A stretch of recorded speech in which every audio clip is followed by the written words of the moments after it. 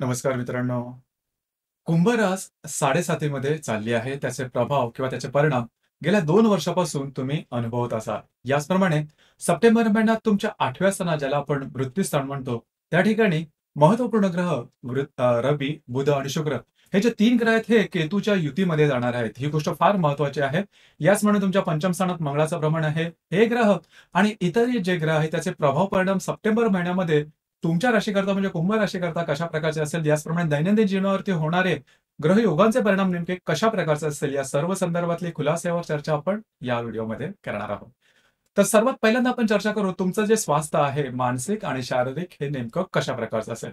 जसे की तुमच्या राशीचा जो स्वामी आहे शनी हा तुमच्याच राशीमध्ये भ्रमण करतो आहे, परंतु तो वक्री आहे म्हणूनच तुमची रास 7.5 आहे. याचप्रमाणे तुमच्या राशीचा जो अष्टमेश आहे बुध, जो की तुमच्या 6व्या स्थानामध्ये भ्रमण करतोय, 5 तारखेनंतर 7व्या स्थानात भ्रमण करेल आणि जवळ-जवळ 25-24 तारखेनंतर हा जो बुध आहे हा तुमच्या 8व्या स्थानामध्ये भ्रमण करणार. तर एकंदरीतच सांगायचं झालं, या संपूर्ण महिन्यामध्ये थोडंसं तुम्हाला आरोग्याच्याकडे लक्ष देणं देणं गरजेचं आहे. आरोग्याच्या संदर्भातले त्रास या महिन्यामध्ये जास्त प्रमाणात होऊ शकतील. आता हे जे आरोग्याचे त्रास आहेत, खास करून शारीरिकतेच्या संदर्भातले त्रास, लागणं, कापणं, खरचडणं, फ्रॅक्चर होणं, अशा प्रकारचे काही त्रास होऊ शकतील. त्याचप्रमाणे जर का तुम्ही कुठल्या व्याधीने पीडित असाल, तर त्याचे काही लक्षणं दिसू शकतील किंवा ते ज्या व्याधी आहेत, त्या डोकं वर करू शकतील.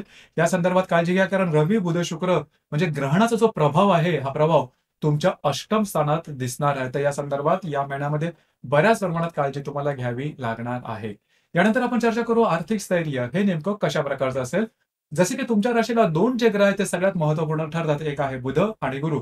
हे 2 ग्रह आर्थिक संदर्भात तुमच्या राशीकरता म्हणजे कुंभ राशीकरता महत्त्वपूर्ण ठरतात. जसं की जो गुरुग्रह आहे तुमचा धनेश आहे, लाभेश आहे. जो बुध ग्रह आहे तुमचा पंचमेश आहे आणि अष्टमेश आहे. बुध जो ग्रह आहे तुमच्या 6, 7 आणि 8 या स्थानामधून भ्रमण करणार आहे. बराच कालावधीपर्यंत तो तुमच्या 7व्या स्थानात राहणार आहे आणि जो गुरुग्रह आहे, हा गुरुग्रह तुमच्या 4थ्या स्थानामध्ये भ्रमण करत आहे आणि तो मार्गी सुद्धा आहे. तर एकंदरीतच सांगायचं झालं, गेल्या 1.5 महिन्यामध्ये जे फायनान्शियल करंट्स तुम्ही बघितलेले होते, ते ह्या महिन्यामध्ये तसे काय तेवढं जास्त इंटेन्सिटीने तुम्हाला दिसणार नाही. त्याच्यामुळे तशी काय काळजी करू नका. एकंदरीत ह्या महिन्यामध्ये जे पैशाचं गणित आहे ते बरोबर तुमच्या आवाक्यात राहील. दुसरी महत्त्वाची गोष्ट म्हणजे जर का तुम्ही शेअर मार्केटमध्ये ट्रेड करत असाल, तर त्या संदर्भातले काही लाभ तुम्हाला या महिन्यामध्ये नक्की मिळू शकतील. तर या संदर्भात आर्थिक संदर्भात तशी काही काळजी करण्याची आवश्यकता अजिबात नाही. गृहसौख्याबद्दल सांगायचं झालं तर तुमच्या राशीचा जो चतुर्थेश आहे शुक्र, जो की तुमच्या अष्टमात भ्रमण करतोय आणि दिनांक 19 तारखेनंतर स्वतःच्या राशीमध्ये तो भाग्यामध्ये भ्रमण करणार आहे. शुक्र जो ग्रह आहे, हा तुमच्या राशीकरता अतिशय महत्त्वपूर्ण ग्रह आहे, कारण तो तुमच्या चतुर्थेश आहे, भाग्येश आहे.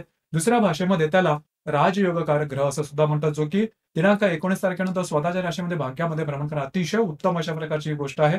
जवळ-जवळ 20-22 तारखेनंतरचा जो कालावधी आहे तुमच्या राशीला बराचसा व्यवस्थित राहील, कारण शुक्राचं भ्रमण भाग्यातलं हे तुमच्यासाठी उत्तम राहील. घरातले जे व्यक्ती असेल त्यांच्यावर इंटरॅक्शन खूप चांगल्या प्रकारचं राहील. घरामध्ये कुठल्याही प्रकारचं नवीन काम करायचं असेल, वास्तूच्या संदर्भातल्या काही महत्त्वपूर्ण घटना घडामोडी ज्या काही करायच्या असतील, नवीन वास्तू घ्यायची असेल, असलेली वास्तू विकायची असेल, वास्तूच्या संदर्भात रिनोव्हेट करायचं असेल, घरामध्ये काही नवीन वस्तू आणायची असेल, तर दिनांक 20 तारखेनंतर तुम्ही ते करू शकता. यानंतर आपण चर्चा करणार आहोत लव्ह लाईफ बद्दल. तुमचं लव्ह लाईफ कशा प्रकारचं असेल. तर लव्ह लाईफ काही ठीक-ठाक नव्हतं तुमचं. गेल्या काही महिन्यामध्ये तुम्ही बघितलं असेल, की थोडंसं तुम्ही जर का तुम्ही ज्या व्यक्तीच्या रिलेशनशिपमध्ये असाल, तर ज्याला आपण विसंवाद वगैरे म्हणतो, हे बऱ्याच प्रमाणात दिसत होते. तर या महिन्यामध्ये त्यामध्ये बऱ्याच प्रमाणात गोष्टी व्यवस्थित होतील, मार्गी लागू शकतील. कारण तुमचा राशीचा जो पंचमेश आहे बुध हा तुमच्या पंचम, सप्तम आणि अष्टम स्थानामध्ये भ्रमण करणार आहे ना, सप्तम स्थानात बराच कालावधीमध्ये तो विराजमान असणार आहे. त्यामुळे तुमचं जे लव्ह लाईफ आहे, हे त्या त्या व्यवस्थित जाईल त्याची काळजी करू नका. इथे एक गोष्ट सगळ्यात महत्त्वाची आहे, ती म्हणजे पंचम स्थानात भ्रमण करणारा मंगळ. हा जो आहे, हा थोडाफार त्रास देऊ शकेल, परंतु काळजी करू नका. गोष्टी अगदी टोकाच्या वगैरे काय होणार नाहीत. याचप्रमाणे सगळ्यात महत्त्वाचं म्हणजे ज्या गर्भवती महिला आहेत, त्यांनी स्वतःच्या आरोग्याकडे लक्ष देणं अत्यंत आवश्यक राहील. छोट्यातली छोटी गोष्ट जरी तुम्हाला जाणवली आरोग्याच्या संदर्भात, लगेचच्या लगेच डॉक्टर इलाज करणं गरजेचं राहील. स्ट्रेस, टेन्शन, प्रेशर, फ्रस्ट्रेशन यापासून लांब राहणं गरजेचं राहील.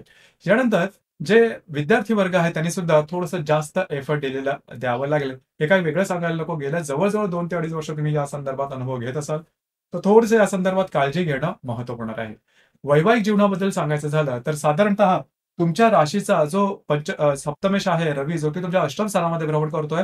17 तारखेनंतर तो तुमच्या भाग्यस्थानात भ्रमण करणार आहे. इथे बुधाचं सुद्धा भ्रमण असणार आहे. तर जर का तुम्ही विवाहित असाल, तर वैवाहिक जोडीदाराबरोबर छोट्या-मोठ्या कारणामुळे वादविवादाचे प्रसंग निर्माण होतील.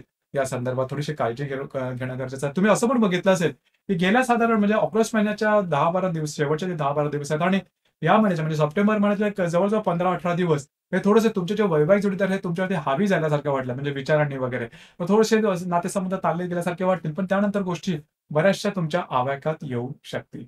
यानंतर आपण चर्चा करणार आहोत तुमचं कार्यक्षेत्र नेमकं कशा प्रकारचं असेल, जसं की तुमच्या राशीचा जो कर्मेश आहे मंगळ, जो की तुमच्या पंचम स्थानामध्ये आहे, मात्र तो शत्रू राशीमध्ये आहे. इथे ज्या ठिकाणी तुम्ही काम करता, नोकरी करता किंवा व्यवसाय करता, त्या ठिकाणचे जे सहकर्मी असेल, थोडेफार वादविवादाचे प्रसंग वगैरे निर्माण होतील किंवा वरिष्ठांबरोबर थोडंसं आपण डिफरन्स ऑफ ओपिनियन ज्याला मतभेद ज्याला म्हणतो, असे काही निर्माण होतील, तर त्याकडे सुद्धा लक्ष देणं गरजेचं राहील. एकंदरीतच सांगायचं झालं, म्हणावं तेवढा साधा, सोपा, सरळ असा हा महिना नाहीये. मौनम सर्वार्थ साधनम या सुभाषिताप्रमाणे थोडंसं मौन राहिलेलं महत्त्वपूर्ण राहील. कुठल्याही गोष्टीवरती लगेचच्या लगेच रिएक्ट केल्या तर गोष्टी तुमच्यासाठीच गुंतागुंतीच्या ठरू शकतील. त्यानंतर आपण चर्चा करणार आहोत दैनंदिन जीवनाच्या संदर्भामध्ये ग्रहयोगांचे परिणाम नेमके कशा प्रकारचे असतील, जसं की दिनांक 3 तारखेला नेपच्यून आणि मंगळाचा केंद्र योग होणार आहे. मंगळ जो की तुमच्या पंचम स्थानांमध्ये भ्रमण करतोय जो नेपच्यून द्वितीयात भ्रमण करतोय, दोघांचा केंद्र योग होणार आहे. लव्ह लाईफमध्ये हा जो केंद्र योग तो थोडासा वादग्रस्त होऊ शकेल, काळजी घ्या. याचप्रमाणे ज्या गर्भवती महिला आहेत त्यांनी सुद्धा स्वतःच्या आरोग्याकडे लक्ष देणं महत्त्वपूर्ण आहे. जर तुम्ही शेअर मार्केटमध्ये ट्रेड करत असाल, या दरम्यान मोठी रिस्क घेऊ नका, तुमचे अंदाज सपशेल चुकतील. याचप्रमाणे दिनांक 4 तारखेला केतू आणि शुक्राची युती होणार आहे. तुमच्या अष्टम स्थानामध्ये खास करून ज्या महिला आहेत त्यांनी स्वतःच्या आरोग्याकडे लक्ष देणं गरजेचं आहे. जे पुरुष वर्ग आहेत त्यांनी इझी मनीच्या मागे धावू नका, तुमचे अंदाज चुकू शकतील. याचप्रमाणे दिनांक 7 तारखेला हर्षल आणि बुधाचा केंद्र योग होणार आहे. हर्षल जो की तुमच्या चतुर्थ स्थानात मध्ये भ्रमण करतोय, जो बुध सप्तमात भ्रमण करतोय, दोघांचा केंद्र योग होणार आहे. वैवाहिक जोडीदारावर मतभेद, मतवैचित्र असे काही अनुभव तुम्हाला या दरम्यान येऊ शकतील. याचप्रमाणे दिनांक 15 तारखेला गुरु आणि शुक्राचा त्रिकोण योग होणार आहे चतुर्थ आणि अष्टम स्थानातून. शुक्र अष्टम स्थानांमध्ये भ्रमण करेल आणि जो गुरु चतुर्थ स्थानांमध्ये भ्रमण करतोय, दोघांचा त्रिकोण योग तसं पाहिलं तर शुभ फलदायी राहील.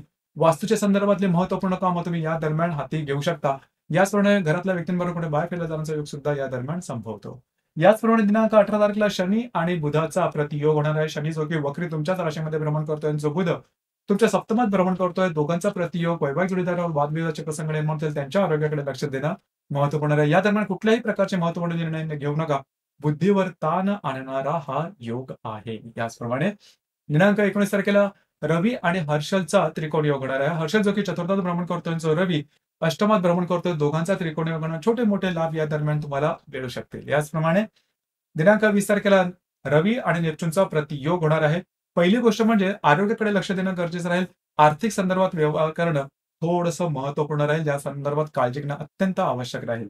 याचप्रमाणे दिनांक 24 तारखेला बुध आणि हर्षलचा त्रिकोण योग होणार आहे. बुध जो की अष्टमात भ्रमण करेल, जो हर्षल चतुर्थात भ्रमण करतोय, दोघांचा त्रिकोण योग या दरम्यान सुद्धा छोटे मोठे काही लाभ तुम्हाला मिळू शकतात. अर्थात फार मोठे काही लाभ मिळेल किंवा त्यांनी फार मोठे काही तुमची म्हणजे होताच नव्हतं किंवा यू टर्न मिळेल असं काही होणार नाही. छोटे मोठे लाभ मिळू शकेल. तुमचा मूड त्यातल्या त्यात व्यवस्थित राहील. याचप्रमाणे दिनांक 25 तारखेला बुध आणि नेपच्यूनचा प्रतियोग होणार आहे.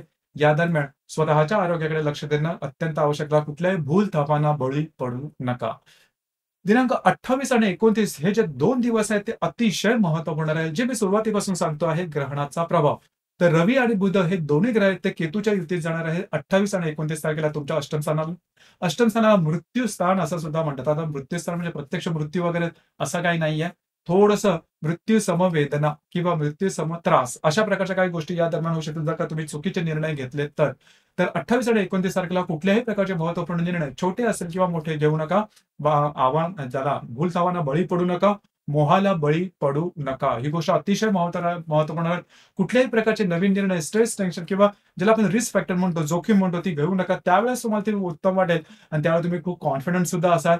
कारण तुमची जी रास आहे थोडी त्रासामध्ये चाललेली आहेत. कधी-कधी आपण ज्या त्रासातून मुक्त होण्याकरता लवकरात लवकर सक्सेस होण्याकरता रिस्क घेतो आणि रिस्क कधी-कधी अंगलट येते. तशाच प्रकारचा अनुभव तुम्हाला या दरम्यान येऊ शकेल. 28 आणि 29 हे 2 दिवस लक्षात ठेवा. अतिशय महत्त्वपूर्ण राहतील. तुमच्या संपूर्ण आयुष्यावर त्याचे गहन परिणाम होऊ शकतात जर का तुम्ही थोडेफार जरी आउट ऑफ द वे जाऊन किंवा रिस्क घेऊन निर्णय घेतले तर. यानंतर दिनांक 30 तारखेला शनी आणि मंगळाचा त्रिकोण योग होणार आहे. मंगळ जो की तुमच्या पंचमात भ्रमण करतो, जो शनी तुमच्याच राशीमध्ये वक्री आहे, भ्रमण करतो. दोघांचा त्रिकोण योग अर्थात तुमच्यासाठी शुभ फलदायी. एक वेगळ्याच प्रकारची ऊर्जा तुम्हाला या दरम्यान येईल. महत्त्वपूर्ण कामे तुम्ही मार्गी लागू शकाल.